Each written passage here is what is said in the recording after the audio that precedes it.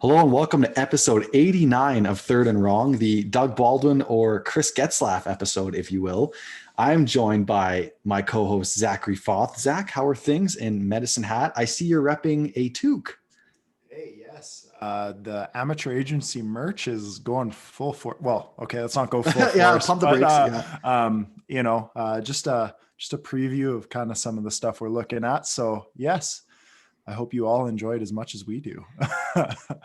Yes, sir. And Ozzy is not with us. He is training his dog, the infamous Jasper, who you always hear during the podcast. So hopefully actually Austin brought a podcast mic to dog training. So then when Jasper knows when he sees that recording light on, he knows not to bark or just do anything. He just knows to go and relax.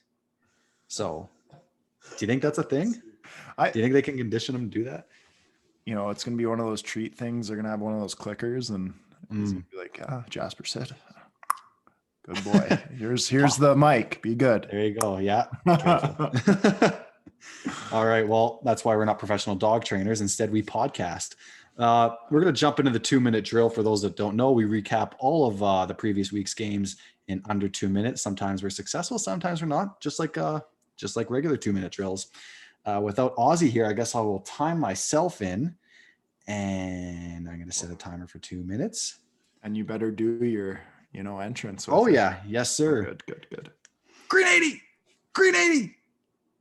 Hike one. Oh, 52's a mic. Hot. Oh, damn it. I lost the timer. Hot. There we go.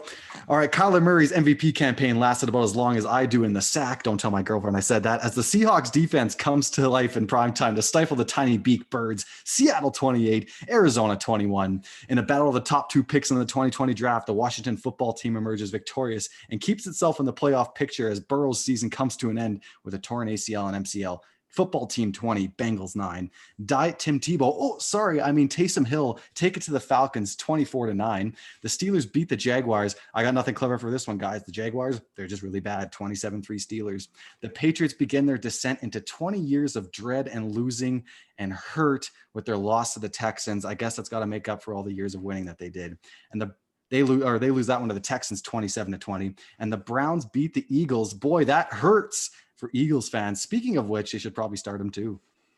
Ooh, Justin Herbert puts on a crazy stat line while beating the winless Jets 34-28 Chargers. That is not the first one. In the Battle of Kittens, the Walker-led Panthers claw out the victory against the Lions 20-0 Panthers. The Ravens fall to the Titans again? Have the Ravens fallen from glory with this 2-game slide? 30-24 Titans. Tua is benched? Yes. Fitzmagic takes the reins in a losing effort at Mile High, 20-13 Broncos. The return of the Red Rocket, or better known as Dog Penis, gives a spark to a struggling Cowboys team and wins in Minnesota, 31-28 Cowboys. Yep, Phillip Rivers won with that throwing motion again. The Colts take it to the pack in the second half to secure the victory, 34-31 Colts. Never count Patrick Mahomes and the Chiefs out. Mahomes and company give us another late game winning drive, 35-31 Chiefs. Brady sucks, the Bucs are inconsistent, and things get worse in Tampa, 27-24 Rams. Wow, you got that right as time expired. That went much better than the Bucs did in their 2-minute drill or 1-minute drill, whatever have you on that. Yeah. I didn't see a reaction, Zach, when I said my first Arizona one there. So I can only imagine if I saw your face, I would have started laughing. But it's a good thing you didn't see my face. I had to duck out because I knew if you did look, it would have been all over for the 2-minute drill. Because that was a good one, man. Thanks, man. Well, It did only last that long. Everyone was calling him MVP after the Hail Mary, and then comes into prime time and got punched in the mouth, honestly, and that just wasn't a great performance by that team. But go ahead. Yeah, it's an inconsistent team, and Kyler Murray fits that bill. Nothing hating on Kyler Murray, but there's definitely, he took a big hit on the MVP voting there for sure. Yes, sir. It looks like Patrick Mahomes is kind of running away with it, unless Russell kind of can recapture some of his early week magic, but we'll have to see what happens there. It looks like Seattle's getting the running game going. But anyways, first storyline I wanted to cover, Zach, was Joe Burrow tearing his ACL and I believe his MCL too. They called it the triad. I'm no doctor, but And I'm not sure if this is accurate or not, but someone compared it on Twitter to Carson Wentz's knee injury that he sustained in 2017. And so obviously he's done for the year. Looking back on Joe Burrow's year, I mean, you obviously saw Tua emerge later on. You saw Justin Herbert really make a lot of noise. You know, I think he even had better numbers than Joe Burrow. But reflecting on Burrow's rookie campaign that's now concluded, Zach, where do you kind of rank him, and what do you see for the future of Joe Burrow? Did he knock your socks off, or do you think, you know, this will be a stable starter for a couple of years, or for the foreseeable future? A couple of years is not putting it too nicely. Man, as being a Browns fan, I want to tell you, I want to sit here and be like, guy was crap, you know, inflated stats. I can't do it. The guy coming into this league was known for having, you know, not an amazing arm. He was accurate, and he had one amazing college season. He came in here, showed he was a competitor. He has amazing mechanics, and he throws accurately with nice touch on the ball. He has arm strength that people were judging for him prior to coming into the league.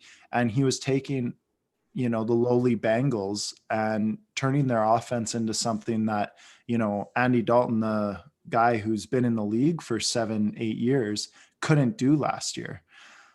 I was really impressed with Joe Burrow, and it really scared the heck out of me seeing his production and how, like, when he played the Browns in their primetime game, he was the only thing for the Bengals that was keeping them in it. He was completing passes every which way. They had no run game, and it was just terrifying to watch. This injury is absolutely devastating. It's different for me. Like, I know Carson Wentz, like if we're comparing it, Carson Wentz destroyed his knee the same way. Obviously he didn't. So it was an injury in football. However, Carson Wentz has that frame that you're like, he's going to come back. He's going to be great with recovery and such. Just, he has a little bit more meat behind his bones and stuff. But with like a massive injury like this, like I was reading reports, and maybe you've dived a little deeper into this, but this guy was coming out, said ACL tear, MCL tear, and structural damage coming out as well. And that scares me with like a slim guy like Joe Burrow with all of his potential. It is so devastating in your rookie season. And I don't know if you saw the injury, Steve, like the one where it shows it up close and you see it pop out and then pop back in. Yeah. It was devastatingly gross. I do love Joe Burrow's attitude. I'll see you next year. I'll be back. And the one quote he said this year, I think, to wrap up his whole season that was really cool, is like when he got hit and they didn't call the penalty, and he came out and he's like, when I'm the GOAT, they'll call that. I was like, I like it. But you know what?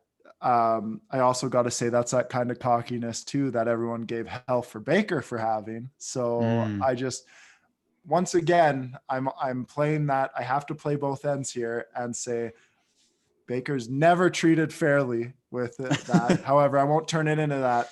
I hope Joe Burrow gets better and we see us battling him in the future. I think you nailed, like, summarizing his MVP campaign, rookie campaign, on the head. I don't think he'll win Rookie of the Year. I think with Herbert getting a full season under his belt, I'm leaning towards him. But Burrow, by all means, has established himself as the Bengals franchise quarterback. Right. I think going into this offseason, I looking at the rest of their games, I think they're going to lose every single game they play. Now Ryan Finley's their backup quarterback, if I have that right, or Brandon Allen. Right. Yes.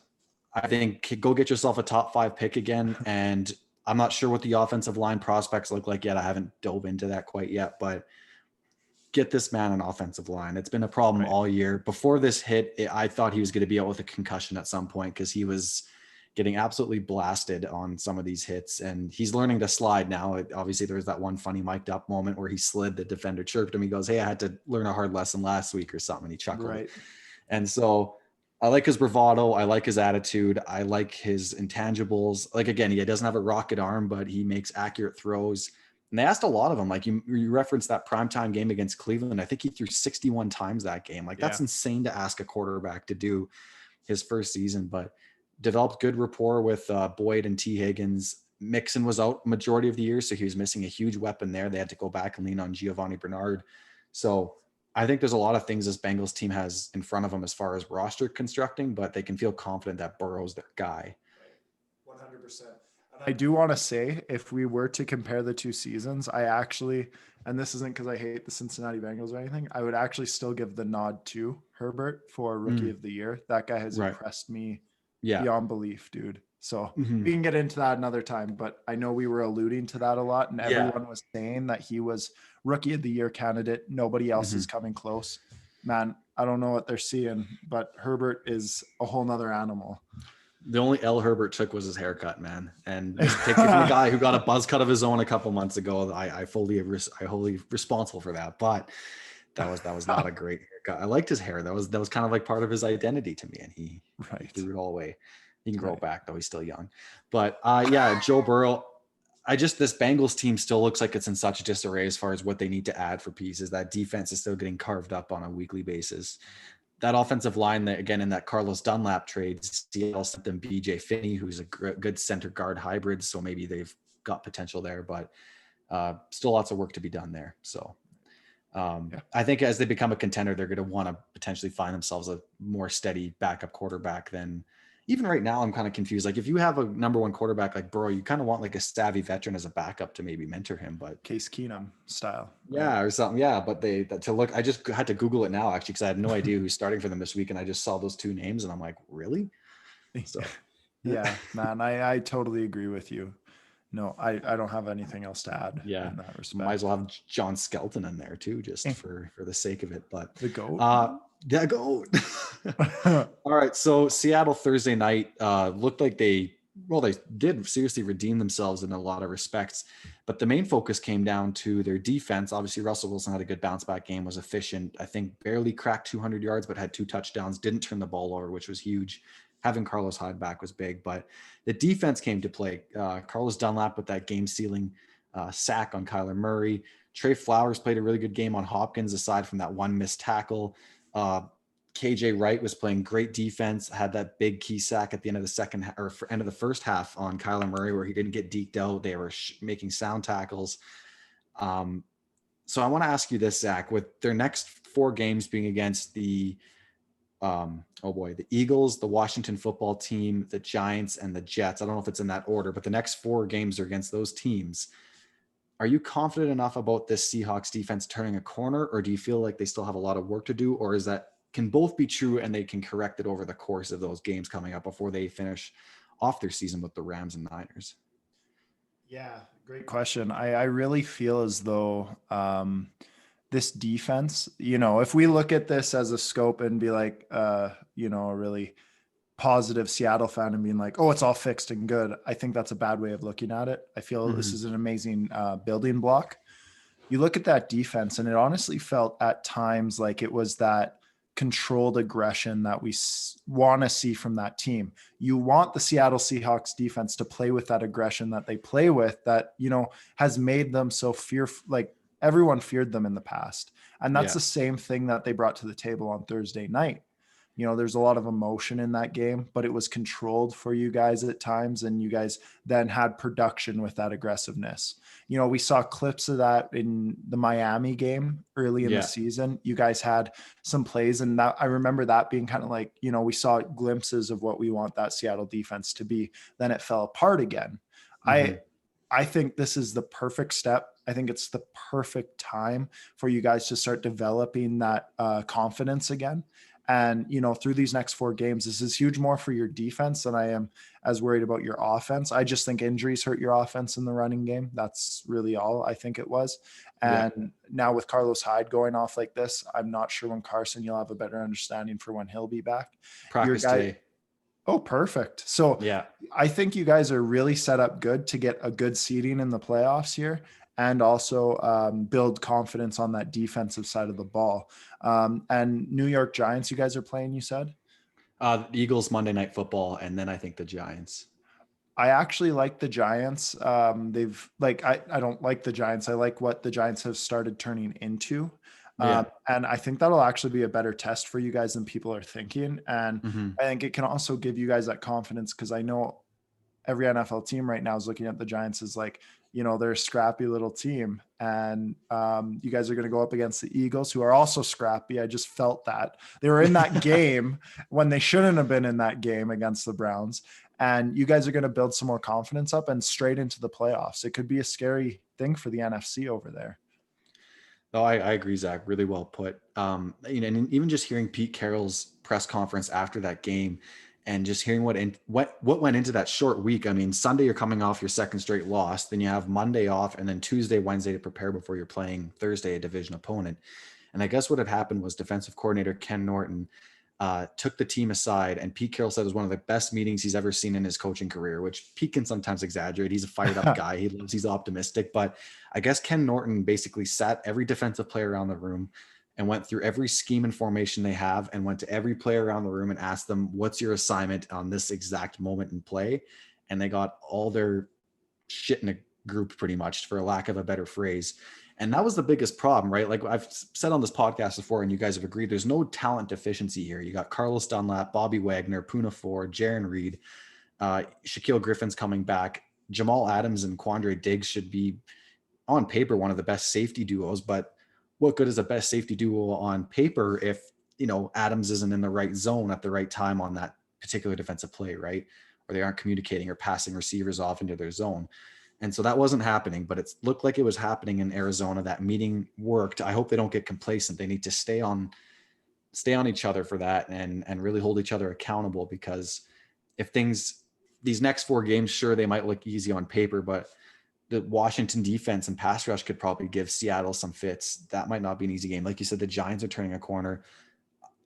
I don't want to get too far ahead of myself, but I think that this Eagles game probably might be the easiest aside from the Jets as far as our next 4-game stretch here. I don't know about easiest, but like the Washington defense scares me more than the Philly defense at this point. And the Giants as a complete unit are just playing better football at this point. So, and they're going to have a game, I think, against the Bengals this week where, again, playing against Ryan Finley, they could probably get back on track themselves. So all in all, I'm happy with where Seattle's at right now. They're currently the 5th seed, which they'd be playing Philly if the playoffs started today, but I'd really like them to keep pushing for that 1st seed. The Packers loss helped. I'm happy about that.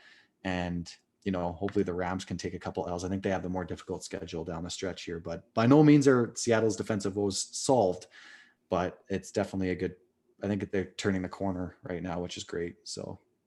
Right. Yep. All right. Yeah. Speaking of the NFC East, Zach, it's quite muddled. You have the Eagles at 3-6-1 and in first. And then I think the Cowboys are in second. The Giants are in third, and the Washington football team is in fourth. I got to be completely honest. I had no idea that Andy Dalton was coming back. They had their bye week. I was paying no attention to the Cowboys. All of a sudden, I'm out and about Sunday. I wasn't really sitting down watching the games. I look at my phone and the Cowboys are winning. I thought, that's strange. I'm like, really? And then they gave the Pittsburgh Steelers some fits a couple weeks ago. So I go to click and look at the stats, and Andy Dalton has 3 touchdowns. I'm like, holy shit, he's back. That's kind of scary, man. I think this Dallas team has a pretty good roster. I think their coaching's kind of been holding them back, but if they can get competent QB play from Dalton and that defense play, those defensive players kind of live up to their name, especially that linebacking group, it's tough to say, man. I think Dallas and the Giants kind of seem like they're front runners for that division. And I don't think Tristan will get mad listening to this, our resident Eagles homer here, but this Eagles team just looks in complete disarray. There's a disconnect between Doug and like the fans and what everyone's kind of clamoring for. He says benching Wentz would send the wrong message, but I mean, if he's playing as bad as he is keeping him on the field necessarily sending the right message? Tristan's maybe saying, was the genius behind the Super Bowl run Frank Reich the whole time and not Doug Pederson? Is Doug Pederson still calling plays as if it's 2017 when they don't have those same weapons and they have as many injuries on offense as they do? So there's just a lot going around, people pointing fingers at Wentz, people pointing fingers at Doug, people pointing fingers at the injuries.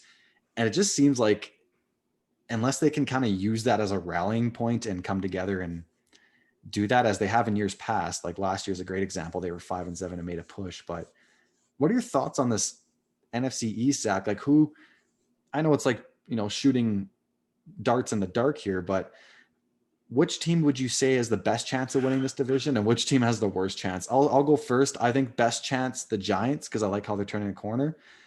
Worst chance probably Washington. I like their defense, but I just don't trust that offense much. Man, so I think this is hilariously turning into one of the most interesting divisions in football. And we're all sitting here going like, nobody's going to make sounds in the playoffs with this. But however, everyone's like, who the hell's going to win? Yeah. It's really hard to say.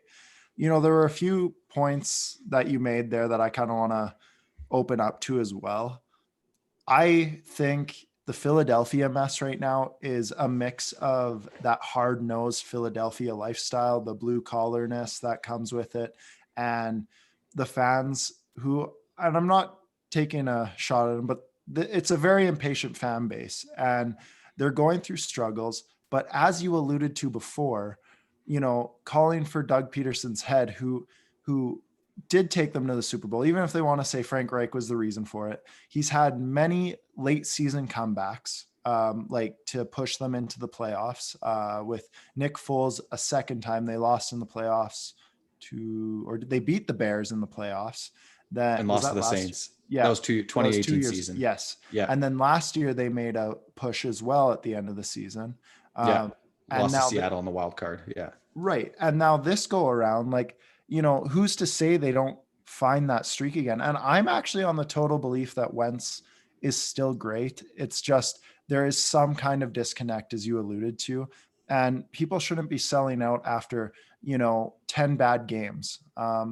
Everyone has, you know, bad times and they have to overcome adversity. And that roster suffered, man. Like injuries every single year. And Doug Pederson and that team has pushed them to playoffs, man. And now 1 year it finally falls apart. And every Philadelphia fan's like, we got to get him out of here. Like give them a break. Let the retooling begin a bit and then maybe get there. You might even still make playoffs this year. I'm kind of fed up with hearing that Doug Pederson's the problem after 10 bad games, after he's won you a Super Bowl and made pushes to the playoffs. Give the man a little bit of time. I allude to, like, even, you know, look at Seattle missing the playoffs in 2017. No one was, well, there actually was calls to trade Russell Wilson that year on Twitter, but I think it was from a very secluded, dark corner of the fan base. But they didn't blow it up. They retooled. I mean, obviously they lost Richard Sherman and Chancellor and all that. I can get into it another time, but you retool, like you said. You don't necessarily have to clean house. I think, look at Nelson Aguilar right now, earning every dollar with his time with the Las Vegas Raiders. Are you telling me you're going to be happy seeing Wentz go play for, God, I don't know, what if he goes to Dallas? San Francisco, man. San Francisco? And what do you do at that point if all of a sudden Wentz is an MVP candidate again? You fired Doug, and now you're running with Jalen Hurts and the latest flavor of Chip Kelly that you decided to bring in to save your franchise. Right. I mean, where does that put you then? I'm in agreement with you, Zach. My 2-minute drill thing aside, I had to find a good pun for that. Hurts works, but I think you ride this out and you fire your entire strength and conditioning staff first before you fire anyone else. Yeah. And you know what, even at that, like, just give it some time. You know, if they were 1-9, 1-10 or whatever, 1-9, it would be right now. And they're not really in the chase, even though they would technically still be in the chase in that division. You know, we could maybe have a different talk, but at the same time, I'm not going to get back into it. We're in agreement. I think time will help this. Maybe symbolize the offense a bit. Maybe make things, you know, the beginning of that game. Did you watch any of the Philadelphia Cleveland game? I actually watched a little. Yeah, I watched a little bit. I watched the first quarter with Tristan. Right. And that first quarter was when they were doing well. They ran the ball like 8 times with Miles Sanders. And like that run game was looking great. And they were taking that pressure off Wentz to gain that confidence back. Then soon as they start passing again, they put the pressure on, like, everything on Wentz. They totally ran away from the run game. And then just started throwing all the time. And that's when Sione Takitaki got the interception and swayed that game completely. You have to find that balance, Doug. And it's hard. I think it's hard in that whole mess of Philadelphia right now, where things are just chaotic with, calling for him to be fired, calling for Wentz to be benched. You got to find, I think, and that's a job of the head coach. You got to find that middle ground and find that ability to make sure your quarterback's not overly stressed every single play. And we find that run game. We keep moving forward, especially with an offensive guy. And, that could still happen, Eagles fans and all of our listeners who, like Wentz. Things can still go right. We just need to give it some time. Well said, Eagles fans. You can just put down the pitchforks and torches for a bit. I mean, you're still in this playoff race. I had to call Tristan out publicly on Twitter. He changed his Twitter avatar from Carson Wentz to I think it was Bam Adebayo's blog. He's a Heat fan, for those that don't know. I was like, Tristan, the season's not over yet, man. You're first in the division. Take a chill pill. It's all good. There's plenty of time to right the ship here. Yeah. Zach, as we're recording this, 1 year ago today, the Winnipeg Blue Bombers were in the process of defeating the Hamilton Tiger Cats to capture their first Grey Cup championship since 1990, I want to say. And normally that'd be pretty somber news because obviously there hasn't been any CFL news over the last good CFL news lately, but that's changed over the last week. The CFL released their schedule for 2021. Obviously, nothing's guaranteed at the moment right now. They're still waiting on vaccines, the whole bit. But I thought that was pretty encouraging and pretty cool of them to do this early. As far as major changes, they've limited some of the East-West travel. So there's a lot more divisional games, which kind of puts more weight on those. I think Saskatchewan only plays Hamilton once, for example. They travel to Toronto, but Toronto will not travel to them, that sort of thing. So I think that's smart. Try to limit that cross-country travel. But it was just cool to see some positive CFL news come out and just kind of give us the plan. And it lined up perfectly with having Kamar Jordan on last week. So it was just, I just wanted to bring that up. And the Argos got a new logo too, Zach. So do you have any thoughts on the schedule or the new boat logo? Yeah, Steve, it was great to hear some good news come out. I for one, and I know I can speak on your behalf too, missed the Grey Cup. It is a fun week for Canadians and a fun Sunday to watch. Get out there and watch our Canadian football play for Grey Cup. It's a great time. And, what I really like about the CFL is it really brings a sense of community. Everyone knows what's going on here in Medicine Hat. My friends who might not be as huge FL or even as much as CFL, we get excited for the Grey Cup, and it feels like a good community get together, which, we could have really used this year with everything going on, but, on to the next. Releasing the schedule. I think this is something where we can all think about it as, you're putting a date on something, so it's coming, and we're going to work towards getting it to happen. And that is what is exciting about it for me. I love that they're doing different things to make sure the cross-country travel and stuff is going to be limited, so there isn't as much cases going around. But what I loved about it is we put a date on it. We are expected to do it now, and they are going to push to have it happen. And for all those athletes who missed a whole year's of salary and such, like, this gives them hope. And that's what sports is deep down, is like that hope that we're going to get something done here, work towards a common goal and attack it. And we have that now. And I am so freaking excited for the CFL season next year. Logo's changing the Toronto Argonauts changing their logo. I was saying to you, Steve, it's kind of like that Buccaneers feel on their helmet, and it looks cool. I like that. And they're going to come in and win the Grey Cup next year, and it's going to be something beautiful. That. So, Matt Nichols, please come join the pod again and tell us about how you're doing, and go Toronto. I'm even right. Like, I'm just excited to make like weekly picks and CFL predictions like we do with our NFL ones that we post on our social media pages, and just excited to talk about it again. But on an even better note, Zach, the CFL announced their all-decade teams. And before we get to the main topic, I want to mention, we had KJ on last week talking about why the Stamps are so consistent. Well, the first all-team decade coach was John Hufnagel, coach for the Calgary Stampeders from 2008 to 2014. And then the all second team head coach was Dave Dickinson, who was coach from 2015 to present. And so you want to talk about a model of consistency. Well, they're two head coaches they've had over the past decade. Both ended up on as the all decade coaches. So Right. If you haven't already, check out that interview with KJ. That was really well done. And he was just super great and super forward about everything. So really awesome. So Zach, your boy Ricky Ray got second team all-decade quarterback, and a little passing of the torch as Bo Levi Mitchell gets the nod over Ricky Ray. I first want to know your reaction, because I know you're a fan of Bo Levi. I am too, even as a Riders fan. I respect the hell out of his game. I think he's the best quarterback in the CFL right now. But being a Ricky Ray fan and him being the quarterback that really, I would say, got you into the CFL, is that a fair assessment? Or at least made you as passionate a fan as you are? Yeah. What was your thoughts on seeing that? Yeah, he was my idol when I played quarterback at a very crappy level in high school. But I really look up to Ricky Ray. He was a huge reason how I got into liking the CFL a ton. When he got traded from Edmonton to the Argonauts, it had the feeling, and yes, it was a trade, not in free agency, but it had that feeling of Peyton Manning going to the Broncos, of lifting that franchise to 2 championships for Toronto. And, as Peyton went to 2 Super Bowls and won one with Denver, sort of same thing. You're getting an all-time amazing quarterback who has won in the past.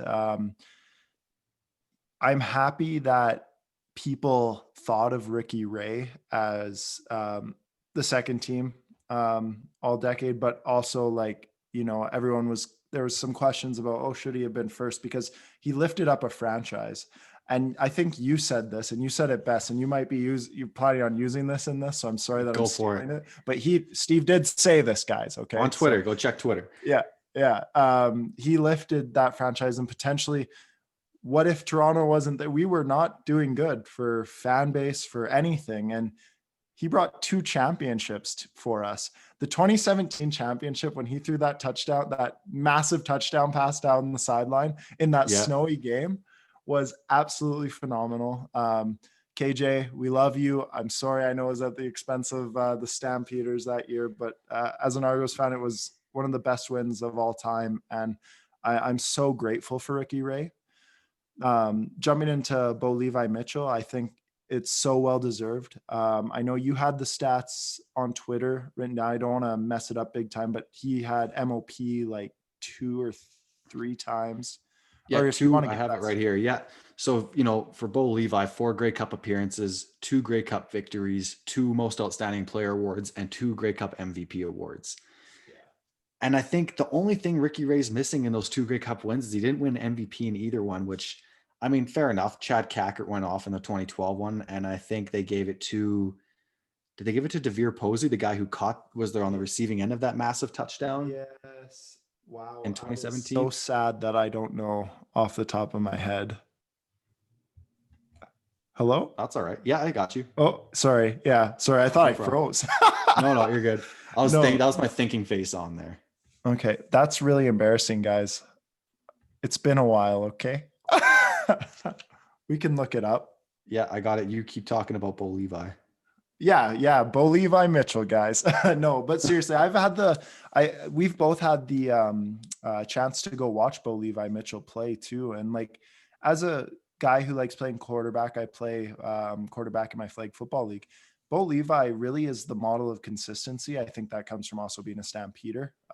He was in the perfect situation to really attack everything. And it shows in his accolades that look what he got. And then look at the Grey Cup victories. And also on top of that, the most valuable player and as well as the most outstanding player, and the MVPs in the Grey Cups. It's just so well deserved. And if you look at his stat line too, like if you want to get nitpicky with it too, the guy was a model of consistency for completion and yards and touchdowns. Like, I know they swayed a bit, but they were always really good. I think he even wins too. Like, they averaged 13 or 14 wins with him, including 16-2, or was it? Yeah, 16-2 season, the year they lost to the Ottawa Red Blacks. That's the only stain really. It's just those 2 straight Grey Cup losses, which, like, God, for any Stamps fan, or even KJ, if you're listening to the next episode, got to burn like hell. But I mean, that 2018 season was really the redemption I think that he needed. Huge. Not just the Stampeders, but for Bo Levi himself. I think that was pretty legacy defining, especially if he left to go to the NFL after that. Like say he didn't come back in 2019 and we're talking about Bo Levi in past tense. We might be having a different conversation. Maybe Mike Riley gets a little more love because he's still here, but I would say he's probably in third place as far as the all-decade guys go. He's battled injuries a lot more throughout his career, which has been unfortunate. But man, I was actually going to talk about that 2018 Grey Cup for Bo. I remember him going into that game, like, and people were criticizing so much about like him not being able to play in Grey Cups. Like that was the story, was that even in his win in 2014, he didn't look outstanding. Like he won the player, but it wasn't like an outstanding offensive game. And 2014 was the final score. Yeah. That's right. And it was like, it was wild to then see what had happened, like the falling apart in the next two Grey Cups, but then the attack when he redeemed himself. You know, the Stamps are my favorite team from the West. My family is a bunch of Stamps fans. My parents are huge Stamp fans. Steve can allude to walking into the house and my dad having all the Stamp stuff everywhere. Yeah. Hated it. Right. Yeah. But that was a redemption year. And I think even people who are, you know, Saskatchewan fans and all that can respect the fact that adversity that he had to overcome to win that Grey Cup, man. I couldn't imagine hearing the critics from both ends just being like, in the biggest moments of your career, you can't do it. God. Yeah. And then going out and winning, it was good. I felt good for him at that point.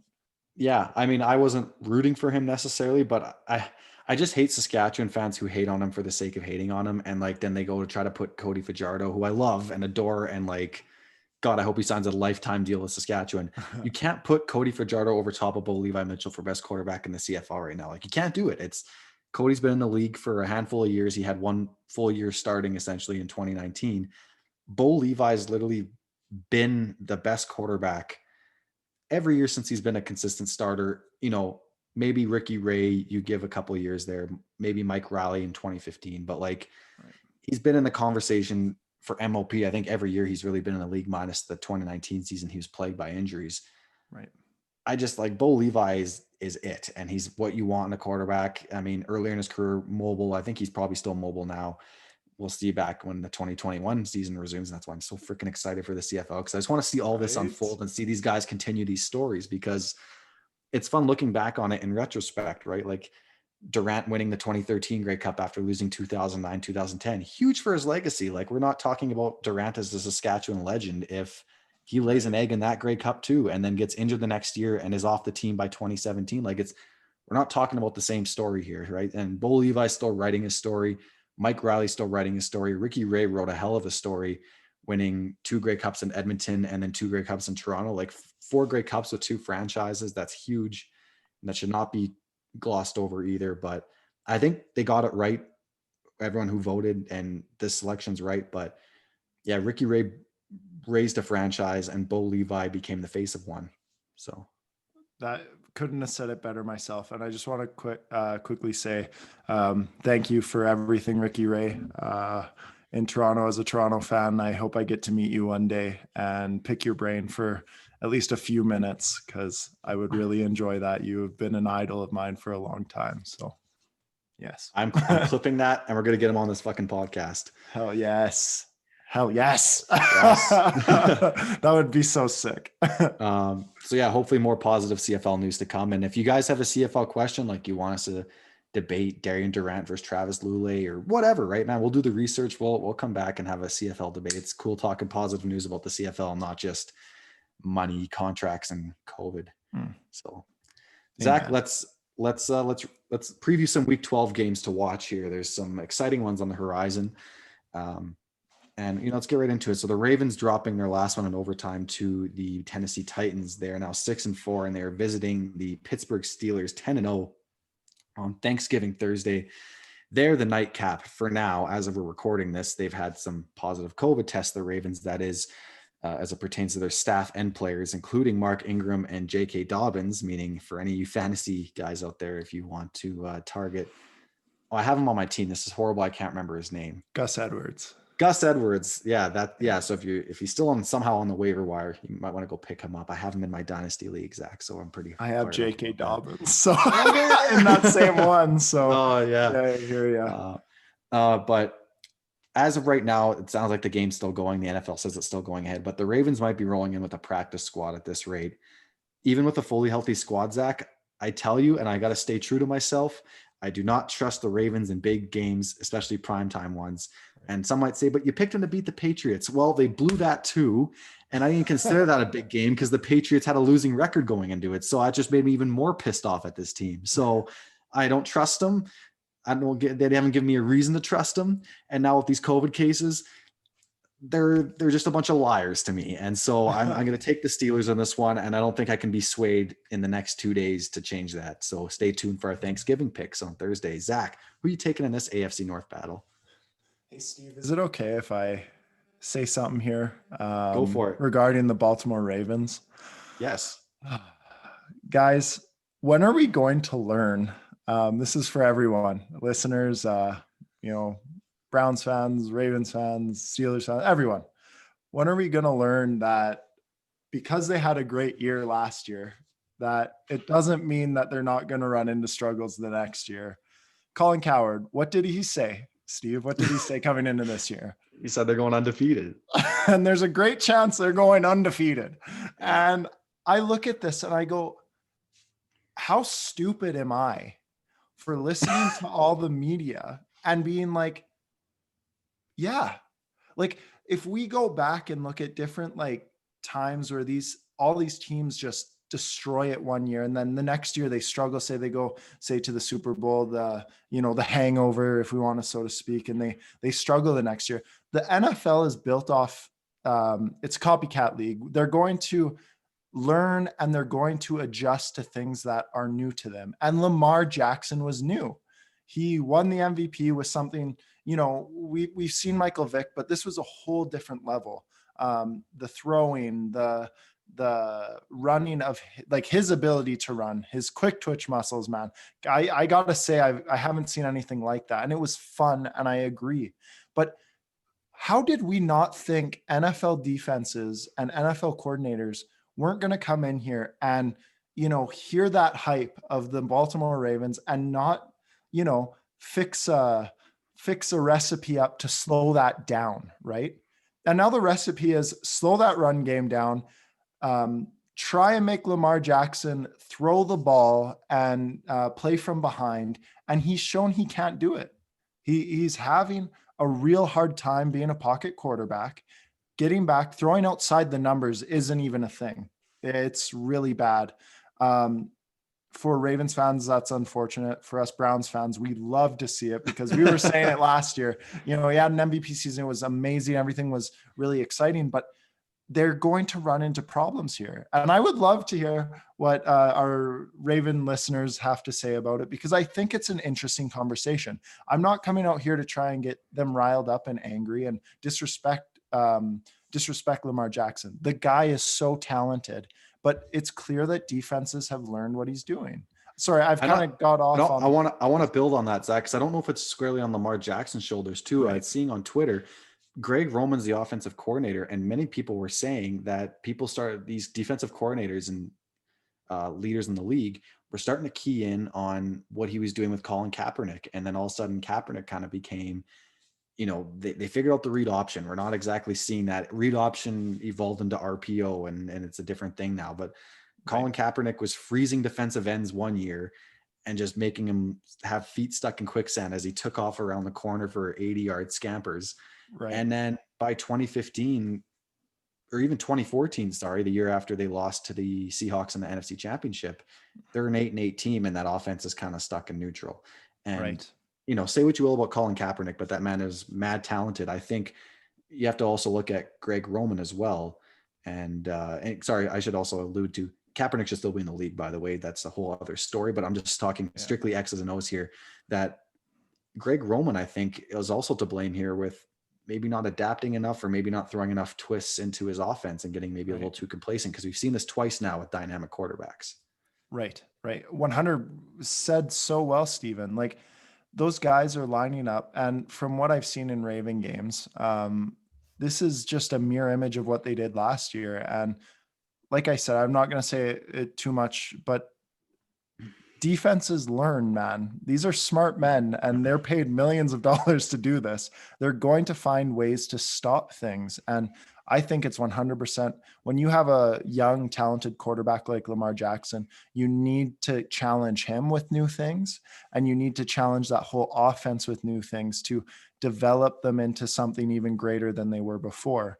Now it's going to be interesting to see the kind of adversity that they need to overcome here, because they have a shit ton of adversity to go through now because they were favored. I think they were Super Bowl favorites right behind the Kansas City Chiefs, if not at times ahead of Kansas City Chiefs going into this season.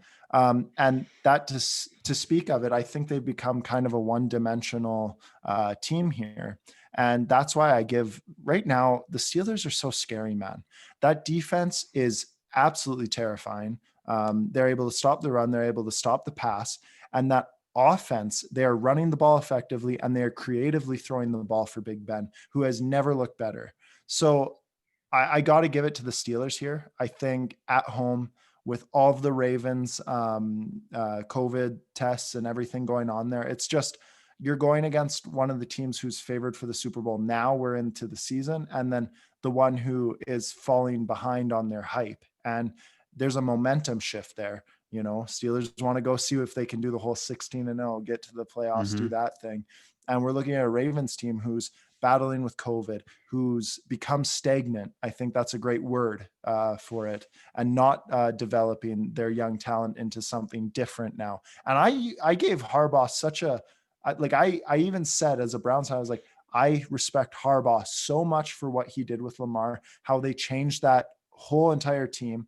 But then they just did the exact same thing this year. And I'm like, okay, what I gave praise for, they're no longer doing. So I think it's on the Ravens now to figure something out, to change something up and see that development in Lamar Jackson and Greg Keep Roman. evolving.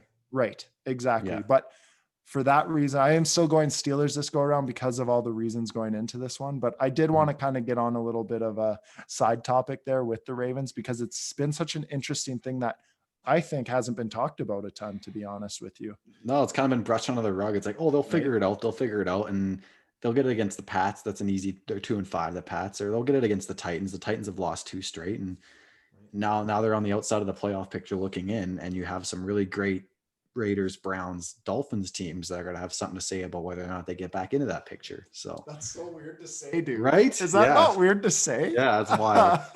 Man, Browns 7-3. Oh, wow. Sorry. Oh, We could get into that. You after. love it. I love it. Yeah. I love to see it.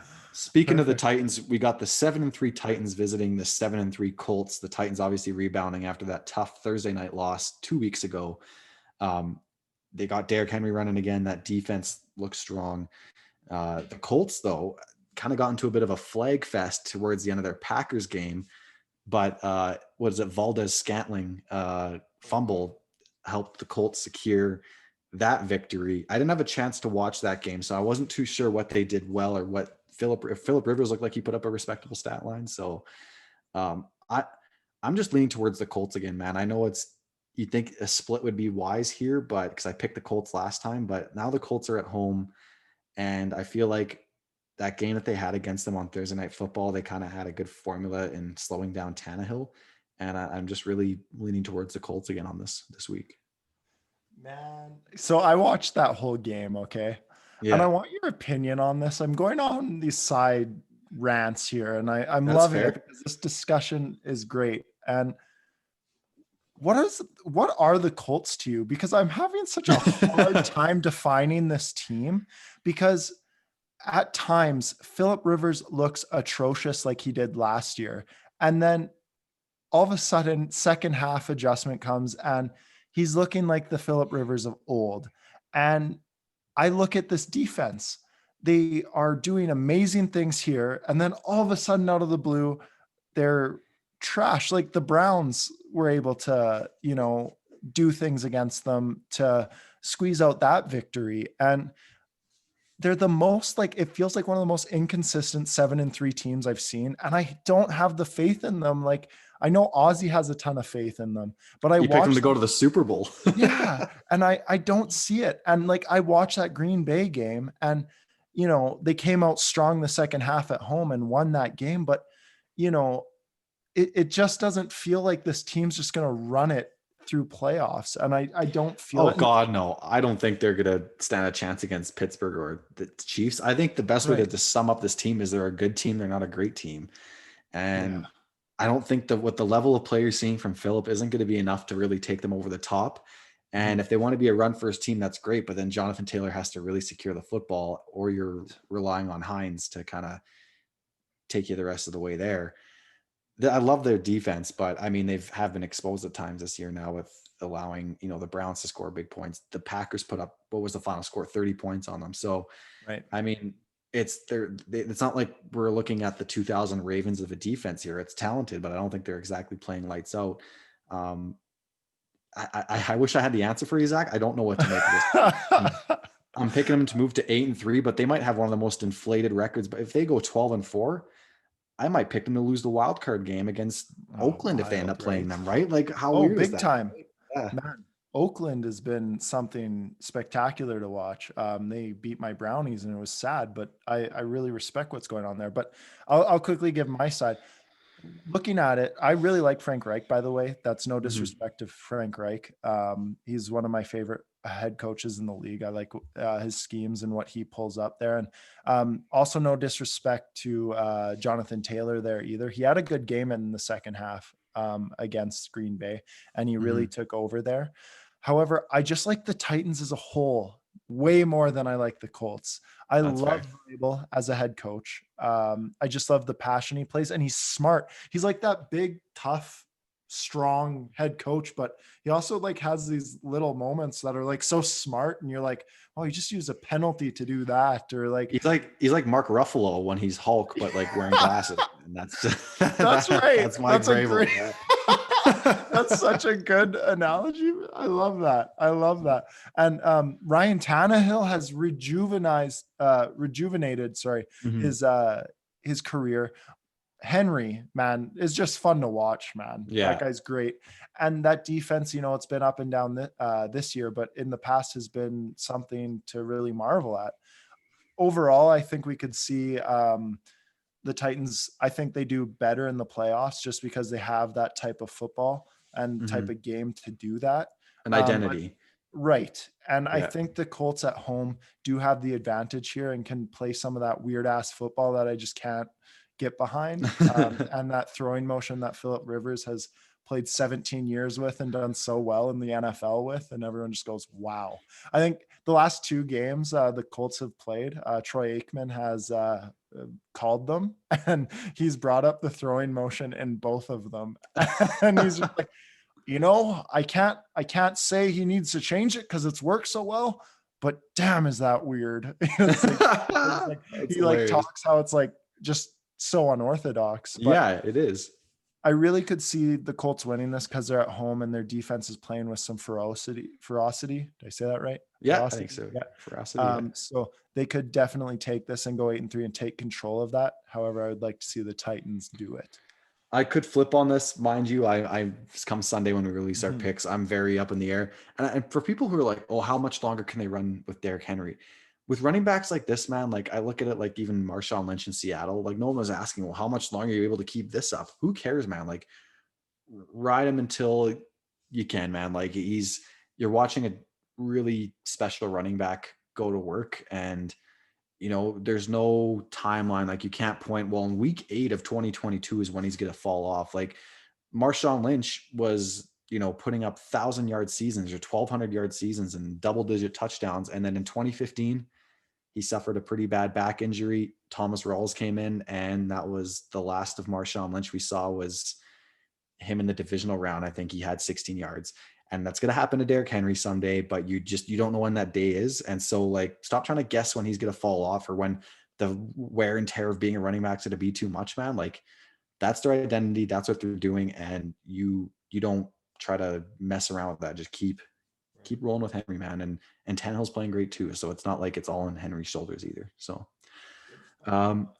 yeah, thank you. Let's go with the 49ers 4-6 visiting the Rams 7-3. I only put this one in here, Zach, is because during the Seahawks Cardinals game, they mentioned Kyle Shanahan was like, well, don't forget about us either, because we're still in this. And I mean, mind you, mathematically they are.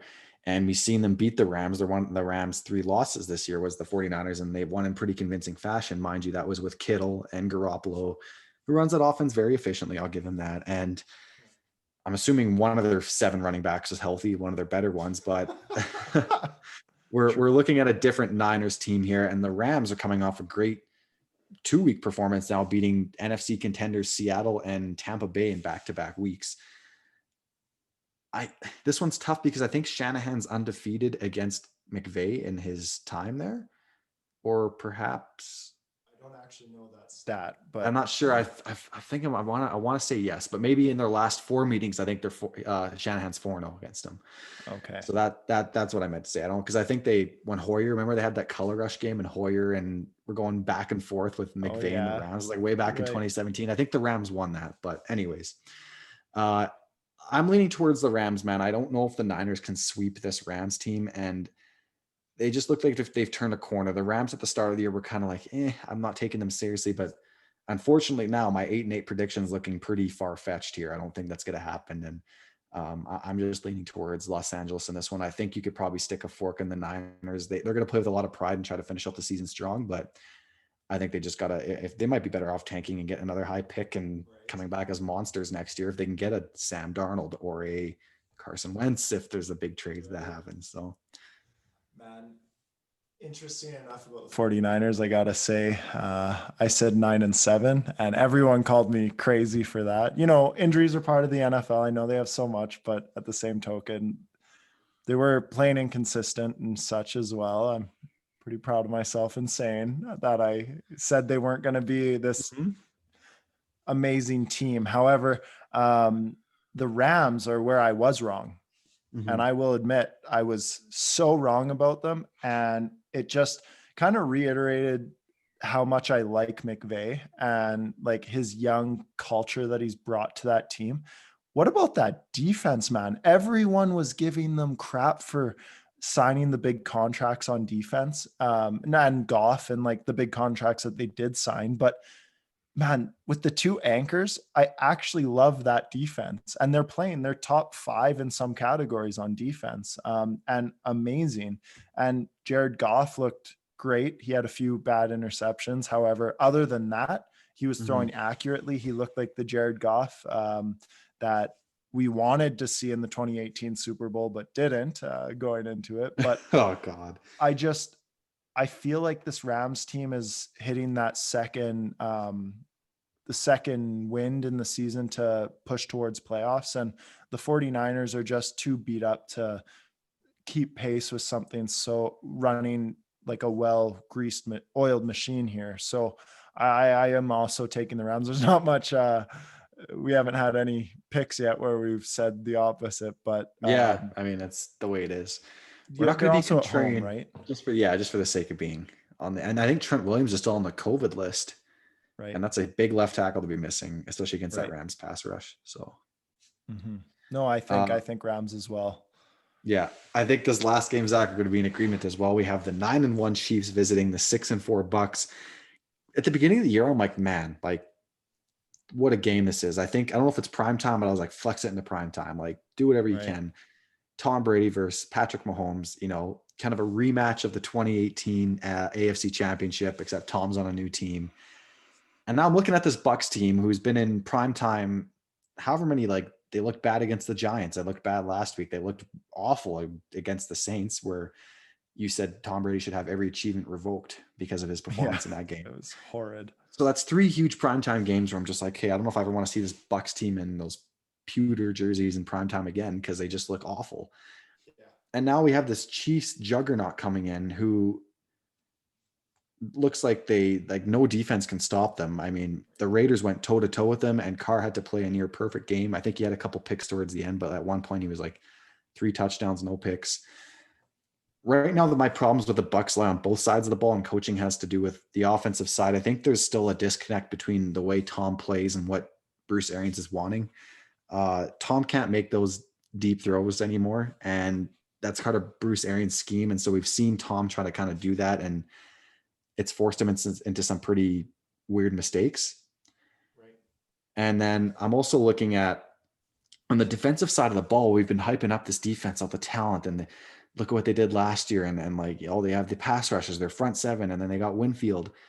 Outside of shutting down Rodgers and the Packers, what's another defining game you can point to on this defense where they really shut down a marquee offense? I mean, all their wins have come against some pretty either up and coming or middle of the pack teams. They got swept against the Saints, and now you have this big game against the Rams. Like these games against contenders, they don't show up, and they happen to all be in prime time because the NFL got all excited with Tom and Tampa and just gave them a bunch of primetime games. But I'm going to take the Chiefs to win this one, and I don't think it's going to be close, which of course means Tom's going to have like the game of his fucking life now that I say this. But in all seriousness, these Bucks issues run a little deeper on both sides, and I think anyone was leading on throughout the year.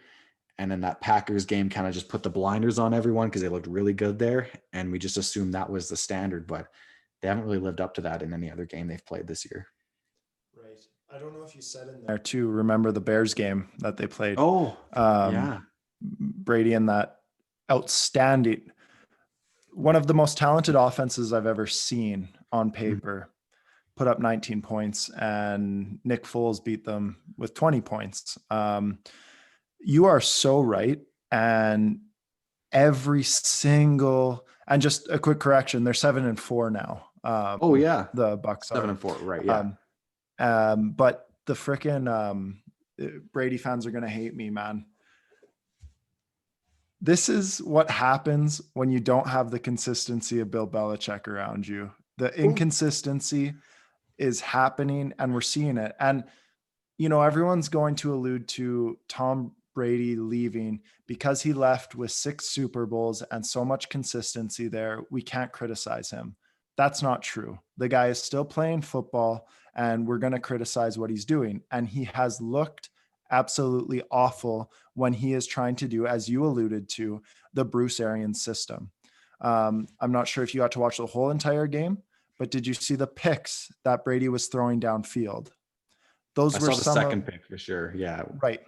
Some of the worst throws and decisions I've ever seen. And that's not like a bad just throw. It was a bad decision that you would expect a rookie quarterback to make, to throw it deep down the middle where they had the spine safety and then the corner right on the wide receiver's tail. He threw it right into the safety's hands. I think he did it twice again.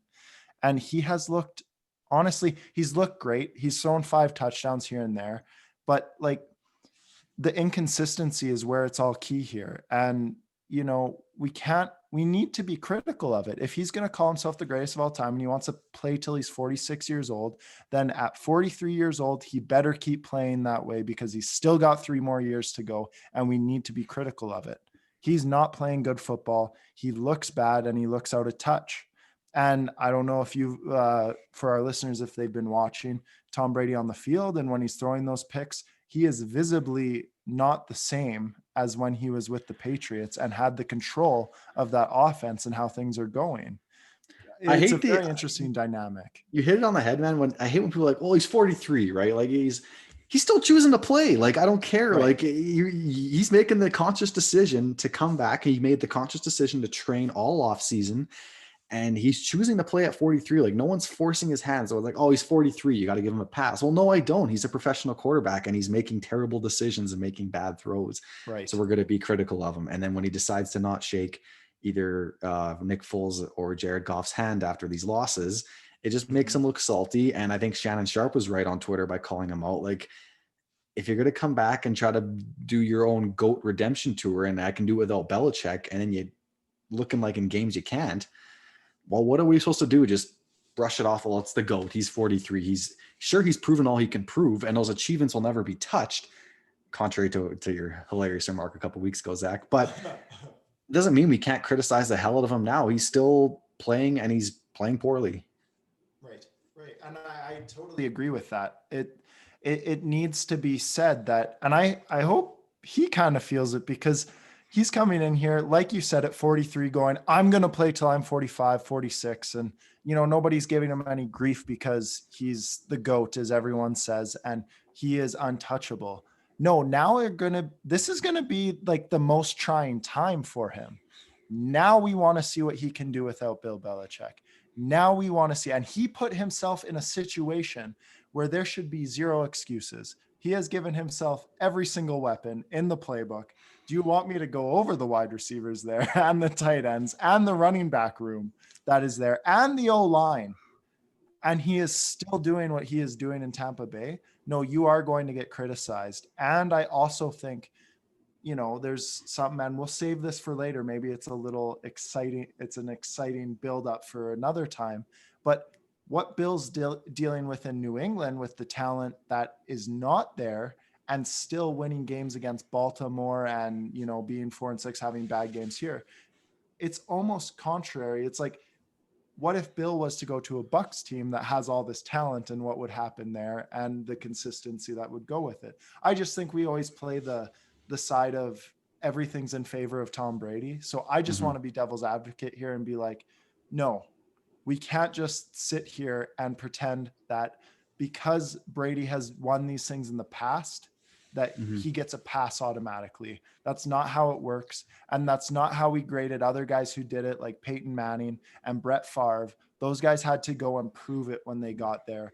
Win titles. Obviously Brett Favre didn't, but do the things that they did that first year while they were there. Look at Peyton's career setting year with them in 2013 and Brett Favre's first year with Minnesota. We didn't give them exceptions, and they proved to us. Now we need to see that from the proclaimed GOAT. Yeah, claimed GOAT there. So I want to see him consistently do what he did with the Patriots, for sure. If that's the standard he puts himself. I agree. I think we should leave it there, Zach. I think that was really well said. And Ravens fans and Tom Brady fans, you've been put on notice this episode. We have laid down the law, and time to start answering the call. All right. You guys want to look at our picks? Stay tuned. Thursday, there's hopefully going to be 3 games, so we'll be posting all our Thanksgiving picks as the games come up there. And so look for our Thursday night football, but it's going to be our Thursday day football picks there. And then, of course, every Sunday at 9:00 Mountain Standard Time, our picks are released for the Sunday slate of games ahead. And of course, you have Ozzy and Lash doing fantasy football by dummies for dummies for all your fantasy football needs. So be sure to check our YouTube channel and our Instagram for those episodes there. You can find me on Twitter at SteveBullen22. You can find me on Instagram at SteveBullen_. And be sure to check out all our content, old episodes, old interviews. Really proud of what we've built here so far, and lots more to come. And we're going to keep this train rolling. Zach, where can the fine folks find you and your, well, I won't say where they can find the nice beanie, because we're going to unveil that down the road. But anyways, where can everyone find you at? No, good. Heck yeah. Thanks, Steve. You guys can find me on Instagram at ZachFoth_ and also on Twitter at ZachFoth. Please at me, get me going on Twitter there, get me talking more. I'm excited. So let's keep going. You bet. And give Ozzy hell at AustinPaul_ on Twitter. That's awesome with a Y and not an I. Not an I. We'll see you back here next week for episode 90. Not an I. Godspeed and stay safe out there, everyone.